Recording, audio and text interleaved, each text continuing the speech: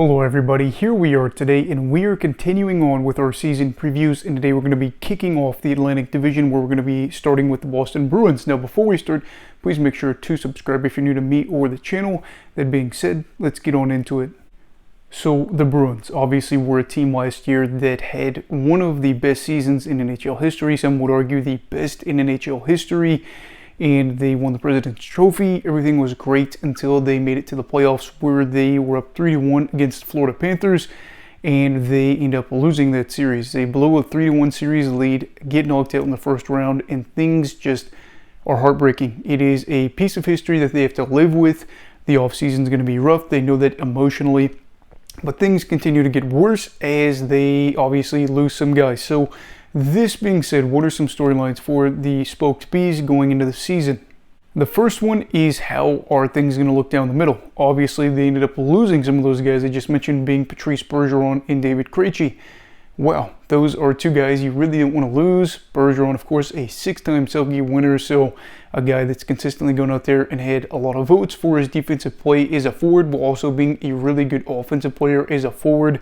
And him right there, just looking at that departure, is huge. But then again, Krejci being your second line center is a loss as well. A guy that played over 1,000 games with the Bruins, and of course, put up over 750 points with them. That is just devastating back to back.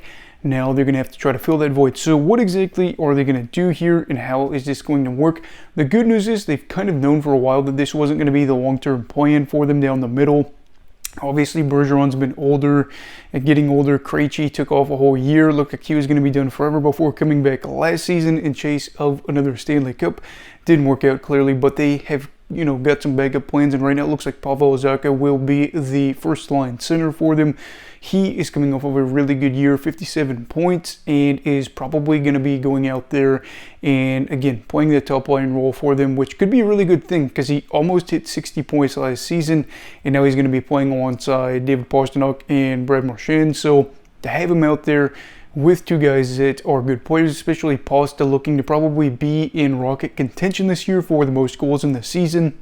You really could see this be a good year for Pavel, and I think that right now you're looking at him maybe having a season that could decide what they want to do for the long term. He is under contract not only through this season, but 3 more seasons after this, if I'm not mistaken, and he's 26 years old. Let's say things go really well here, even if he's not viewed as their top center down the middle, going forward, they could say, well, he could be a second line center for us. And then for their second line center, they have Charlie Coyle. Coyle has been there for a while now too, I think 4 or 5 seasons. He played something like 16 minutes last year, had another 40-point season for them. He's kind of interesting because he's a little bit older, 31 years old. Probably not a guy that you would say is the long-term view or anything like that for a second-line center role for them, but is a guy that, again, they can throw out there and hope for good results there on the second line. I think the one good thing about how all this has worked out is, again, the Bruins have known this was going to be coming for a while. Krejci obviously was gone, but 2, they didn't have Bergeron and Krejci play a crazy amount of minutes. Both of them didn't even play over 18 minutes a night. They played 17 and a half minutes per night. So they weren't a team that was going out there and throwing them out 20, 21 minutes a night and saying, well, now we've got guys that were, below them on the center depth, and now they're going to have to see a huge spike in minutes. They may see a spike in minutes, but it's not going to be going from, 13, 14 minutes a night to having to play 20 or something like that. So it's not ideal, but again, Zacha probably will have a good year, and then Coyle, I guess we will see. The second talking point is, will Linus Ullmark end up having another Vezina winning type season? Ullmark is a guy that's been with the Bruins for 2 seasons now, and things have went pretty well in that time. You're looking at it, especially last year, things were incredible. 40 wins in 49 games played, a quality start percentage of .896, so basically 90% of the time that he's getting a start, he's going to give you a quality start. Great news there. He also was a guy that had the second best goal saved above average in the league, 48.5, I believe. That was second best behind Saros. Could be mistaken there because they were 1 or 2 for multiple categories. He did, however, post the best save percentage, 938, and goals against average, 1.89. Really good numbers there for him, as he, didn't have a crazy workload, but I think that kind of works in their favor. The Bruins have Jeremy Swayman, who is seen as the goalie of the future for a couple of seasons now, and they have Ullmark. Ullmark had, some years that weren't terrible in Buffalo, and these Sabres teams weren't particularly great by any means. So they bring him over thinking, we've got this good team. He could probably have a good year and more, and obviously things have worked out pretty well for him there. I'm not going to say that this will be another Vezina type season for them or for Ullmark, but I will say it doesn't really have to be a Vezina winning type year. It can be just a good year. Again, they have goalie depth. They don't have to throw out Ullmark out there for 65 games like Saros is going to have to do for the Predators in order to keep Nashville in playoff contention. They've got a good 1-2 punch, so you can keep Ullmark fresh. Who's to say he even gets more starts than Swayman this year? It's tough to say, but again, to have two goalies, especially going into the playoffs, is kind of an ideal situation that are, not luxury that a lot of people have in the league. Ullmark, an experienced guy that is hoping to, again, have a good year 3 in Boston.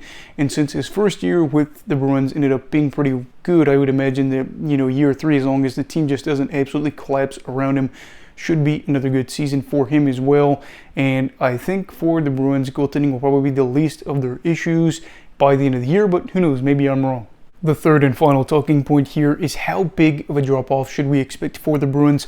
Last year they finished with 135 points on the year. That is not going to be replicable, and it's just one of those things where you knew they were going to regress some this season, but now with a lot of the issues that they've dealt with departures, it's going to be, pretty significant. It was probably going to be significant before. Let's just say that everybody stayed that was not a rental, and, they finished with 25 less points. That's 110 points on the year. Still a great year by any measure, and you're looking at that and saying, oh, okay, well, that's a great year. There's one big difference, though. You're probably not winning the President's Trophy if you get 110 points on the season. The last team to do that in a non-shortened year was the 2004 Detroit Red Wings. So right there, again, you're not winning the President's Trophy. Are you winning your division? Some divisions you're not going to be doing that, and that will be kind of interesting to see how the Bruins deal with it, to where suddenly you're not even winning your division, maybe you're second, and that is, again, with a lot of these guys that weren't even rentals, not leaving. They have dealt with a lot of losses here, and I would say that we could be looking at them, maybe they hit the 100-point mark this year, but, let's say things really go poorly and they're in a spot where they're scrapping for the playoffs and they're in the 90 range. I don't know. We could be looking at a huge drop-off just because, when you're at the highest of the highs for points in a season, you're going to have that happen. And also, too, I think we could be looking at them more so as the 2010-ish Bruins, the mid-2010 Bruins, where they weren't necessarily a lock for the playoffs and they had to fight and scrap their way to get into the postseason. Some years they didn't. I remember one of those years, Detroit ended up making it in. Would have been the 15-16 season, I think, over them. I can't remember why they made it. I think they finished tied for points is actually, I think, what happened. And, that's obviously something to look out for there. The division probably will be harder than it has been in recent years. So with a lot of these things happening, you will say, how far will it be? It's going to be a bit. So overall, what are my thoughts for the Bruins going into the season? Well, they are a team that not only lost guys like Bergeron and Krejci, they lost guys like Orlov, Bertuzzi, etc. And now they're going to have to try to reload and rebound after a disappointing first-round exit. This Bruins side is a team that will be, hopefully, a good side. I do think that they will be. Do I see them as a lock for the playoffs? I don't necessarily. I do think, again, they've got a lot of good pieces here. Lindholm has a good year. McAvoy is obviously a guy that is underrated. Pasta, again, I already said, will probably be in contention for the Rocket if he doesn't win in this year. Marchand, obviously getting the captaincy, is going to have to be a leader on and off the ice. So many things here. I do think that they are more proven than some of the teams that are below them. The Ottawas, the Detroits, the Buffaloes. They are not, the proven sides because they obviously have postseason droughts, whereas Boston's been making it with a lot of these guys that are still there. So I do think that they will be in the mix. Maybe they do, finish top 3 in the division. Maybe they win the division. I don't know. But I think we're looking at them more as, like 3rd in the division or a wild card. And maybe, just maybe, if some things go poorly, we see them just missing out on the playoffs. I don't think it's going to be that dramatic where they finish like low 80-point total or something like that. I'm just not, saying it's a walk for them to finish over 100 points this year, and I don't really know where to peg them right now. So I'm just going to say watch out for Boston this season because they're going to be a team that should be in the mix question is just where are they going to be. So anyway, what are your thoughts for the Bruins? Let me know down below in the comments. Also, please make sure to like this video if you enjoyed it. Subscribe if you're new. Everybody stay safe. Have a great night, and you go love hockey, alright. Goodbye, Brigadiers and Brigadettes. This is your captain signing off. Have a great night.